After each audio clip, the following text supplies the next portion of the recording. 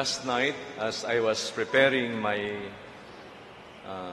homily, that was about past 8, na ay nanuktok sa akong kwarto. Pag-abri na ako, when I opened my door, I saw Father Vic Gabot. Nagdalag bag, knapsack. And then he told me, could you bring me to the hospital? And kung sa may mong gibati, sakit iyang tiyan. Hindi siya kasabot.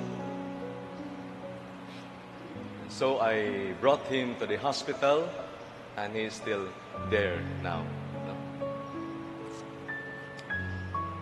In the emergency room, very noisy, no? Naghang musulod, no? Mga dili lang kay si Father Big ang nisulod, na ay uban pod nga gidala sa ambulansya, na ato'y buntis, na ay nagnam datong iyang kamot, dunay gisakitan og kidney, no? Samo kayo, no? Crisscrossing people, no? And I realize nga these are images of storms in life.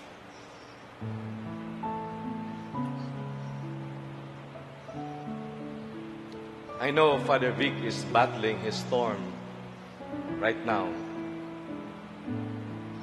But although we are here in the church today, we may not have this physical illness, but one way or the other, we are also battling storms in life. Because storms in life are real. Kaning mga disciples diri, they were already experts of the weather. They were crossing the lake together with Jesus. They were already sensitive to the movements of the wind. And yet, sa ilang pagtabok sa dagat, storm came and they were still surprised. They were still scared. They were familiar already of this situation, and yet, when that moment came to them, they were scared. They were afraid that they were going to die at that moment.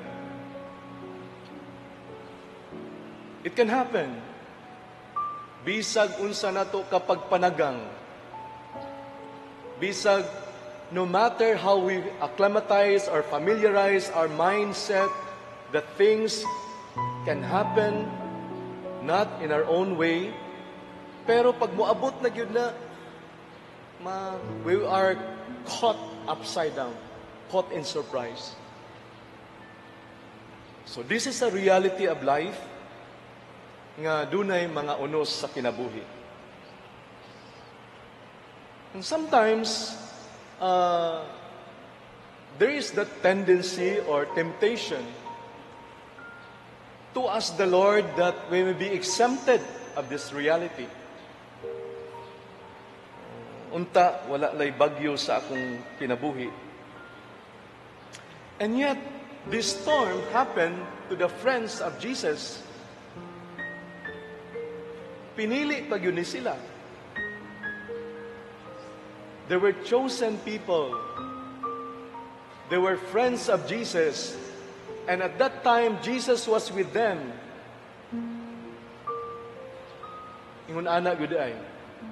Bisan pa ang mga suod sa Ginoo, bisan pa ang mga higala sa Ginoo, bisan pa ang mga gipili sa Ginoo, storm can get in the way in our journey in life.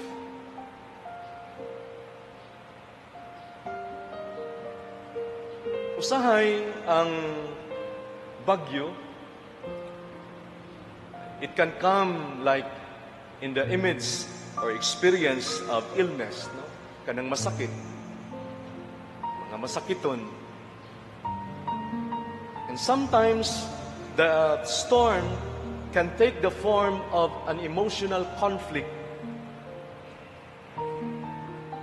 Ug mas grabe pa na ang igo ni Ana. Grabe pa ang tayog sa atong pagkatao when our feelings and emotions are disturbed. Especially when a disturbance or conflict comes from people we love.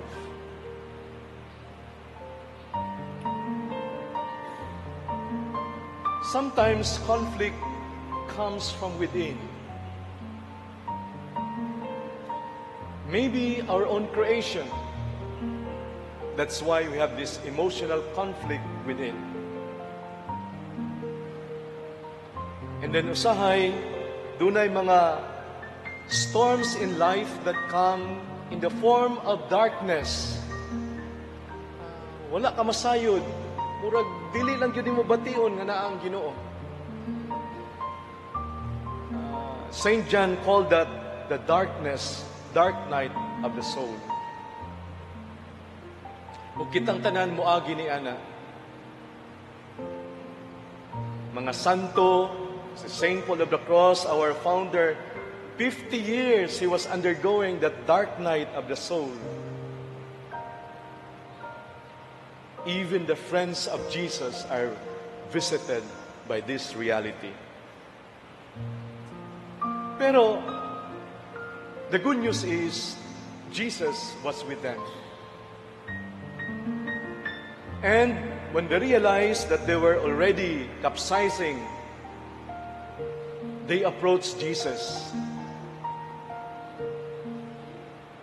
Iduol sila kang Jesus o tingala po taaning anong nakatuog man si Jesus nga bagyo naman, no?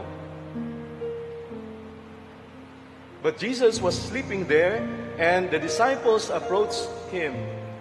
Og miingon sila, "Teacher, wala ka ba mabalaka sa atong kahimta?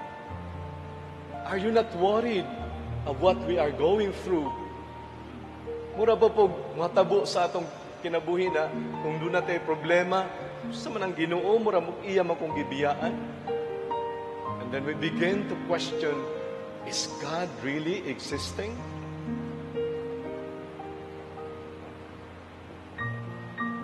Pariharata ni ining mga suod sa Ginoo. And then the Lord stood up and he said, he rebuked the wind. And then he said, "Quiet, be still." And then the wind fell off and everything grew calm. This is a full display of Jesus that He is God. No storm is greater than the power of Jesus.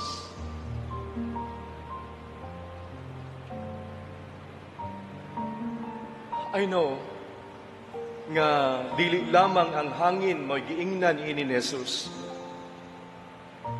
I know this rebuke and coming down, pagpakalma, it's also a rebuke to the disciples.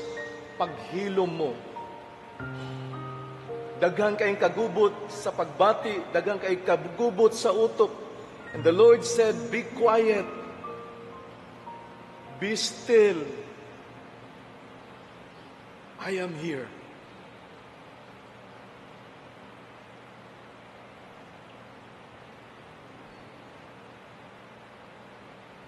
And that's the good news. No?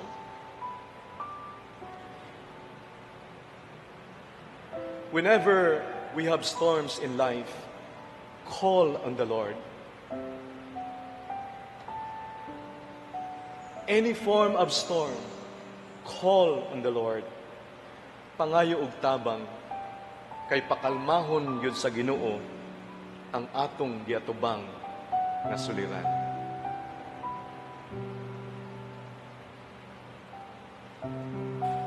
When the Lord calmed the sea, wala sila gipabalhin sa Ginoo. They were still journeying on that. Ingon ana po na, mamahimong dunatay mga problems in life that we experience the calming effect of the power of Jesus. Pero nagalawig lang yapon ta. And storms can still happen. Storms can still come. But we have now the conviction that whenever a storm comes, I have Jesus with me, who is greater than the storm that I am facing in life. Jesus said, believe. Hawak, kapit sa Panginoon. Yan ang kanyang hiningi sa atin in our journey in life.